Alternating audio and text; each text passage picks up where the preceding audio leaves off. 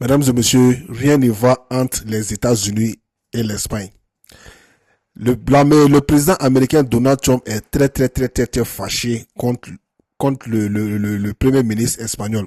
Vous savez très bien que l'Espagne a refusé d'aider les États-Unis dans leur guerre contre l'Iran. L'Espagne a catégoriquement refusé. C'est-à-dire, quand les États-Unis ont commencé leur guerre avec l'Iran, ils ont approché l'Espagne pour que l'Espagne leur donne leur base pour frapper l'Iran. Et les Espagnols ont refusé. Donc Donald Trump, il est dans toutes ses fureurs. Après que les négociations se poursuivent entre les États-Unis et le Pakistan, c'est-à-dire le gars, il est tellement rancunier. Dans le langage ivoirien, on dit que le rancunier n'est pas jamais pressé là, c'est Donald Trump. Il vient d'annoncer qu'il va couper tous les liens commerciaux entre les États-Unis et l'Espagne. De toutes les manières, l'Espagne aussi n'a rien à foutre des États-Unis, même si on sait que les États-Unis sont les gros consommateurs des trucs et des produits espagnols. Mais sans les États-Unis, il y a d'autres localités. En plus, il dit qu'il n'a rien à voir avec l'Espagne. C'est-à-dire, lui, il sait pas qu'est-ce qu'il va aller chercher en Espagne. On lit l'article, on dit, Donald Trump annonce que les États-Unis vont couper tout lien avec l'Espagne, qui se tournera naturellement vers la Russie et la Chine. L'Union européenne et l'OTAN risquent de perdre un pays membre. Ainsi, la France aura comme voisin un pays ami de la Russie et de la Chine. Mais c'est la vérité. Les Espagnols ne vont pas s'asseoir parce que les Américains les ont sanctionnés. Ils vont chercher d'autres débouchés. Ils vont aller en Russie, ils vont aller en Chine. Dieu a créé la terre pour diversifier les choses. C'est-à-dire, si ici ne va pas, tu vas te chercher dans l'autre côté.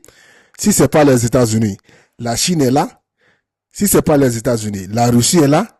Si c'est pas les États-Unis, il y a d'autres pays qui sont là qui peuvent acheter les produits espagnols. Il n'est pas dit que sans les États-Unis, l'Espagne ne pourra pas faire de business, l'Espagne ne pourra pas faire de l'argent. En plus, tout le monde sait que la Chine est un gros consommateur des produits européens. Donc, Donald Trump doit se mettre en tête que l'Espagne aussi n'a pas besoin des États-Unis. Il faut le dire. Chaque fois, les gars, quand il fait quelque chose, il veut que vous le soutenez. Toi, tu es parti attaquer l'Iran. Qui t'a demandé? Quand tu partais attaquer l'Iran, là, les Espagnols étaient au courant. Tu as appelé le premier ministre espagnol pour lui dire, ah bon, je vais attaquer l'Iran. Qu'est-ce que vous en pensez? Tu as dit ça? Tu as juste pris ta grosse tête là pour aller attaquer l'Iran. Aujourd'hui que c'est cuit dans ta main, tu veux accuser l'Espagne de refuser d'aider les États-Unis. Pourquoi l'Espagne va aider les États-Unis? Vous êtes qui?